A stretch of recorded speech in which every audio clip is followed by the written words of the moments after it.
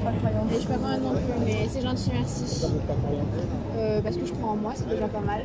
Voilà, c'est pas quelqu'un au-dessus de moi qui va mettre dans ma vie, c'est mes choix, mais pour ma propre vie. Donc Ça n'a voilà. pas été élevé comme ça. Exactement. Donc voilà. Mais c'est gentil, mais on est occupé un petit peu, on est en train de discuter un peu de ça. Ok. Mais c'est gentil, merci beaucoup. Mais savez au moins une chose que Jésus vous aime. Et c'est gentil. Il attend un jour que vous fassiez le parfum. Vous allez voir une différence entre quand vous guidez votre vie seul et lorsque c'est Jésus qui guide votre vie. Et ben j'attends alors. Mais c'est pourquoi on est venu vers vous. Et ben attends. Parce que la bonne nouvelle, c'est que nous aussi, on était comme vous. De le passé, on avait dit qu'on n'avait pas besoin Et bien de... surtout, elle va en parler de quelque chose d'hyper important et sérieux, donc vous avez un petit peu coupé, je suis désolée. Mais, Ok, y excusez-nous a pas de alors. souci. Merci bien. Allez, bonne Merci. journée. Merci.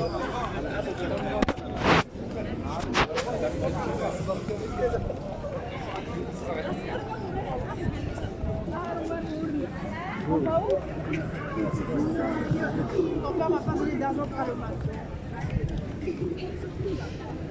Le doute est le commencement de la sagesse. Ah bon? C'est ce que dit la Bible? On va commencer par les enseignes. Et là, ils sont prêts à pouvoir recevoir ça. Quand on leur enseigne le doute, c'est l'incrédulité, c'est le péché. On ne peut pas croire à ça. Que ce soit... Bonjour. Bonjour. Ça va? Ah, vous êtes aussi Oui, ça va? Ça va? Oui. Bonjour. Merci, enchanté. Joseph? Ah, ok. Thibaut? Joseph. Joseph. Comme dans la Bible. Ouais, c'est exactement ça. Malcolm. Malcolm. Toi, tu t'appelles comment? Ça s'appelle Paul Alamine. Paul Alamine. Paul Alamine. On sort pour pouvoir annoncer cette bonne nouvelle de l'évangile. Voilà le que nous avons reçu, et qui nous a transformé, qui nous a changé. Il a modifié par rapport des choses. Hier, lorsque on vivait par nous-mêmes, quand Jésus est entré dans notre vie et qu'il a pris la possession de toutes choses, il y a la joie, il y a l'amour inconditionnel. Il a changé. Aujourd'hui, nous vivons témoigner.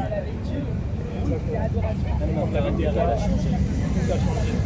Je ne pouvais pas vous parler de ça hier. Aujourd'hui, je me mets en train de vous parler comme ça. Il y a quelqu'un qui est en train de changer. Et c'est lui qui est en train de vous changer à vous faire au travers de vous. C'est cette bonne nouvelle que nous annonçons aux hommes aujourd'hui que le monde que nous vivons, on est sous un feu tricolore. Bien sûr. Et le feu tricolore, il y a le vert, il y a l'orange, il y a le rouge. Et même quand nous conduisons la voiture, ce feu-là est une sécurité pour nous. On ne peut pas, dans une ville comme ça, comme parce que ça, c'est conduire sans feu. Sinon, il y aura des accidents, il y aura des morts partout. Et Dieu aussi a mis le feu tricolore pour les hommes. Et ce feu tricolore-là, on le voit quand il y a le vert qui est la grâce. La grâce dit Jésus étant venu dans le monde qui est dans les ténèbres, Jésus qui est la lumière est venu apporter la lumière auprès des hommes. Mais les hommes, à cause de leurs œuvres qui étaient mauvaises, n'ont pas voulu accepter. Pourquoi? Parce que quand la lumière vient, la lumière expose les ténèbres. Quand on est dans le noir, on ne sait pas qu'est-ce qui est à gauche, qu'est-ce qui est à droite, qu'est-ce qui est en arrière ou devant. Mais quand on allume la lumière, on peut tout voir. Et c'est parce que les hommes ont des mauvaises actions. Ils n'ont pas voulu que Christ Jésus puisse entrer dans leur vie. Parce que la première des choses, quand Christ vient dans la vie de quelqu'un, il expose la vie. Il lui fait montrer ses mauvaises choses. Il lui fait montrer ses mauvaises habitudes. Il lui fait montrer sa mauvaise conscience.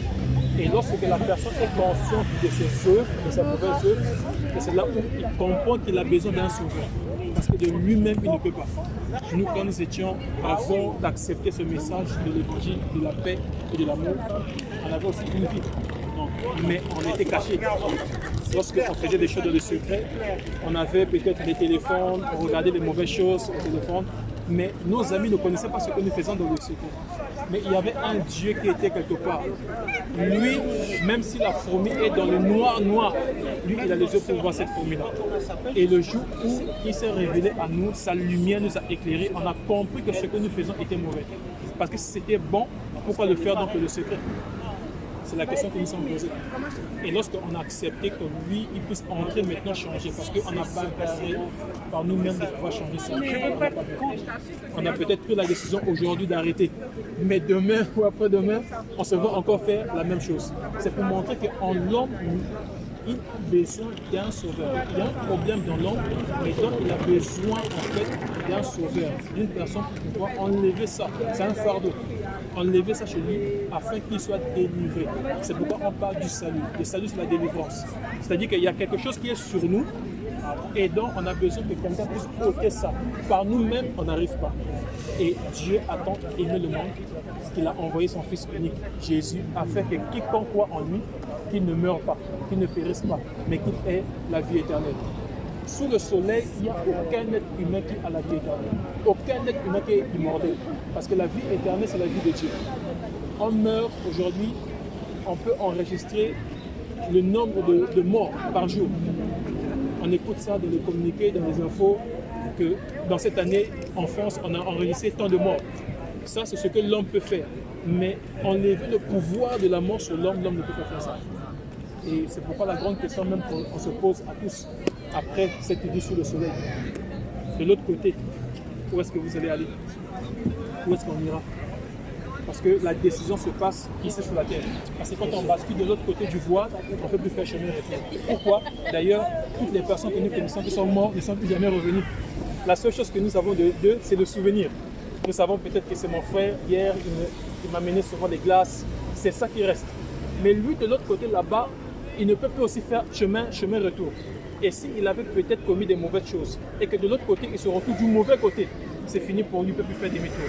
Et même là où il est, vous allez voir, Jésus avait donné une parabole, une explication du fils de l'homme Lazare, du pauvre Lazare et l'homme riche. Vous connaissez cette histoire-là, où lorsqu'ils sont morts, le pauvre Lazare s'est retrouvé dans le sein d'Abraham, du côté d'Abraham. Mais le riche s'est retrouvé dans les flammes de feu. Jusqu'à dire même au pauvre Lazare de pouvoir mettre son doigt dans l'eau pour le rafraîchir parce qu'il souffre cruellement. Et il a dit à Abraham d'envoyer son frère, d'envoyer Lazare pour aller parler à ses frères, de ne pas vivre la même vie qu'ils ont vue que moi je vivais. Parce que c'est la vie et les œuvres que lui il faisait qu'il a conduit après sa mort dans les flammes. Mais le pauvre qui pouvait peut-être demander, faire le monde et tout, mais son cœur n'était plus à l'intérieur.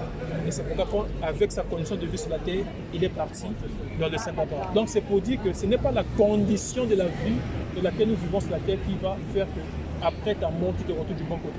Ce n'est pas la richesse, ce n'est pas le nombre des milliers d'euros, des milliards d'euros que nous avons, que nous connaissons. Tout ça, quand on meurt, ça n'ira jamais avec nous. Parce que c'est quelqu'un d'autre qui va hériter ça. Vous voyez, je peux bien travailler, fournir mes efforts, travailler 24 heures sur 24, avoir 4 000 euros par mois, 5 000, jusqu'à avoir 100 000 euros par mois. Mais le problème, c'est que quand je vais mourir, ces milliers d'euros-là n'iront pas avec moi. C'est pour dire tout est vanité, vanité, vanité. Mais qu'est-ce qu'il faut chercher? Il faut chercher la sécurité éternelle. Mais la sécurité éternelle, là, on le cherche de son vivant. C'est lorsqu'on vit, on cherche cette sécurité éternelle. Et la sécurité éternelle, la Bible déclare que Dieu a caché la vie éternelle en son Fils Jésus. Donc c'est le seul être depuis le début de l'humanité et des âges que quelqu'un qui est venu qui a dit « Je suis le chemin, la vérité et la vie. Et je suis la résurrection. » Et il a démontré de son vivant qu'il est la résurrection. Parce qu'il a ressuscité les morts. Il n'y a aucun prophète qui a pu faire ça. Il n'y a aucune personne qui a pu faire ça. À dire Il n'y a aucun prophète qui a pu faire ça. Aucune personne dans le monde entier qui a ressuscité les morts. Même quand il est mort lui-même. Même quand il est mort lui-même, il est exactement, il est ressuscité. Pourquoi il est ressuscité, mon frère? C'est parce qu'il a dit, je donne ma vie afin de la répondre. Donc il a la capacité de donner sa vie et de pouvoir répondre à sa vie. Et cette personne-là, c'est Jésus. Jésus est le sauveur du monde. Jésus est le sauveur de l'humanité. La solution pour le monde aujourd'hui, ce n'est pas arrêter la production des nucléaires. Ça, ce n'est pas la solution pour le monde. La solution pour le monde aujourd'hui, c'est Jésus. Quand quelqu'un a la vie, quand quelqu'un ouvre son esprit, son cœur, pour recevoir Jésus à l'intérieur, c'est l'assurance éternelle.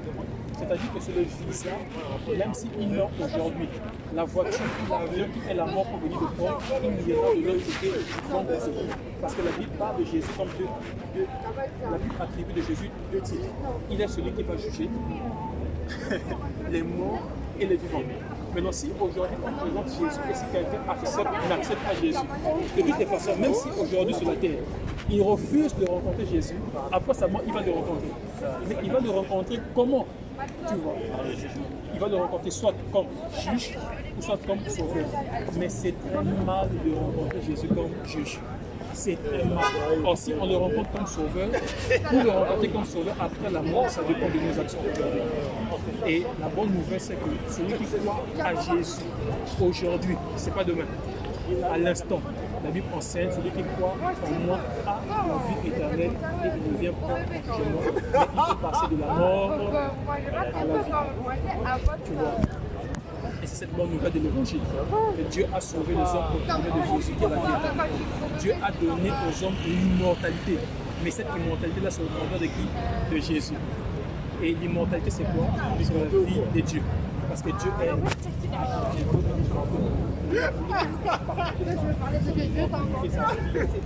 avec ses enfants. Oui.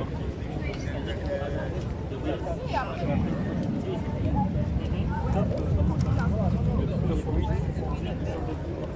Exactement. La mort est entrée dans le monde. C'est pourquoi la Bible déclare par une seule personne, la mort est entrée dans le monde. Et c'est là aussi une seule personne, la vie est entrée. C'est pourquoi la Bible présente comme Adam le premier Adam et Jésus comme le second Adam. Et comme il est le second, il est aussi le dernier. En dehors de lui, il n'y en a pas un autre dernier. Et il est l'alpha et l'oméga, exactement. Donc c'est Jésus que nous présentons, Jésus seul, qui est mort pour nous, pour nos péchés, qui a pris nos culpabilités, qui a pris nos fautes et nous a donné son innocence. Et donc aujourd'hui, nous pouvons dire que nous sommes sans péché. Pourquoi? Parce que Christ a partagé sa nature et sa vie avec nous. Donc je ne porte plus ma vie à moi ou ma nature à moi, mais c'est la nature de Jésus maintenant qui est en moi. Et c'est pourquoi mon casier judiciaire devant Dieu est vierge. Pourquoi c'est vierge? Parce que Dieu me regarde, non pas au travers de moi-même, mais au travers de Jésus, de son Fils. Parce que c'est uniquement Jésus qui est sans péché. Parce que quand Jésus était sur terre, il a parlé avec les scribes et les pharisiens. Il a dit aux scribes, qui de vous me convaincra du péché? C'est-à-dire que qui de vous me dira, voici Jésus, tu as péché ici. Donc il est sans péché. Même pour jeter la pierre. Même pour jeter la pierre. Il était sans péché. Et c'est uniquement par cette personne-là, c'est uniquement cette personne qui peut sauver l'homme. Parce que moi, je ne peux pas te sauver, on est dans la même condition. Donc il a fallu une personne qui n'est pas de notre nature pour entrer dans l'humanité, devenir un homme pour nous sauver. Et c'est pourquoi Dieu, Jean 3,16, la Bible déclare, Dieu a tant aimé le monde qu'il a donné son Fils unique. Il n'y a pas deux. Il a dit unique, afin que quiconque croit en lui ne périsse point, mais qu'il ait la vie éternelle. Tu vois. Je peux te poser une question. Vas-y, pose-moi. Pourquoi unique, sachant que Dieu a deux fils? Parce que les fils de Dieu sont venus sur la terre pour coucher avec les femmes et avec les femmes. Oui. Et il y a eu des figurines appelées les yeux. Ok. Unique, c'est parce qu'en réalité, c'est le choix arrêté de Dieu pour sauver l'humanité. En dehors de lui, malgré que les gens sont appelés des fils de Dieu, Dieu n'avait pas choisi un ange, pour faire ça simple. Dieu n'a pas choisi une autre personne. C'est pourquoi quand tu vas lire la Bible, quand Jésus est venu sur la terre, il a dit, tu n'as voulu ni sacrifice ni holocauste, mais tu m'as formé un corps. Tu vois ça? Et Dieu n'est pas passé par les anges pour sauver les hommes. Mais Dieu est passé par son Fils unique. C'est parce que c'est lui qui a été prédestiné avant la fondation du monde comme étant l'agneau de Dieu pour ôter le péché.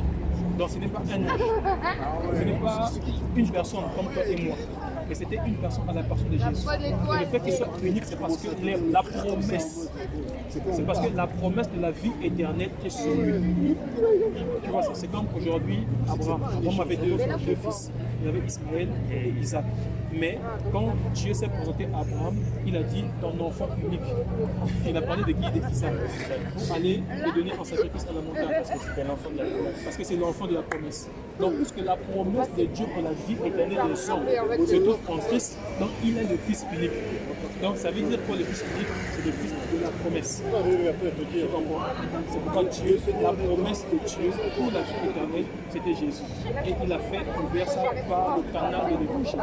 C'est pas énorme, c'est ce qu'il disait. Il a reçu Au-dessus des anges, tu vois ça. Il a reçu le nom au-dessus des anges. Le nom Jésus veut dire Dieu sauveur. C'est en fait l'aspect de Dieu qui entre dans le plan de la dimension humaine pour sauver les hommes. Mais le canal, parce que pour sauver quelqu'un, il faut un canal. Le canal par lequel Dieu utilise pour sauver les hommes, c'est l'évangile. C'est pourquoi Dieu a personnifié la vie éternelle par l'évangile. C'est que quiconque croit à Christ Jésus, quiconque croit à Jésus, ce qu'il a fait à la croix de Golgotha, pour mourir pour tes péchés, pour tes fautes et pour nos péchés, et nous donner maintenant lui sa vie sur nous. Quiconque croit à ça a la vie éternelle. Ce n'est pas demain, mais c'est aujourd'hui et à midi. Est-ce que tu crois à ça? Tu crois? Tu es sûr? Tu crois? Après, je crois, mais. C'est pas que je crois, mais j'ai un peu des. C'est pas que j'ai des doutes. Mais je sais pas, je suis un peu entre les deux, mais je crois qu'il a vraiment été sur terre. Il a vraiment été sur terre, il a souffert pour tes fautes et tes iniquités. Je crois que c'est Il est derrière la croix pour toi. Et aujourd'hui, si tu vis, c'est parce que c'est Jésus qui a pris sa vie, t'a donné sa vie. N'est-ce pas? Tu n'es pas de fait. En fait, avant 13 ans, je ne connaissais pas Dieu tout ça. Après, il y a eu des expériences qui ont fait que j'ai commencé à connaître Dieu. Mais des fois, il a été encore plus affermi parce qu'il y a des historiens même qui ont prouvé que Jésus, il a vraiment existé. Il était même sur la croix de Christ. C'était prouvé que je crois.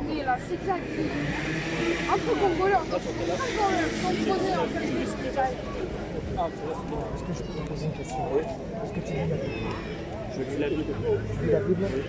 Tu lis la Bible? Oui. Tu sais ce qui est mentionné dans la Bible?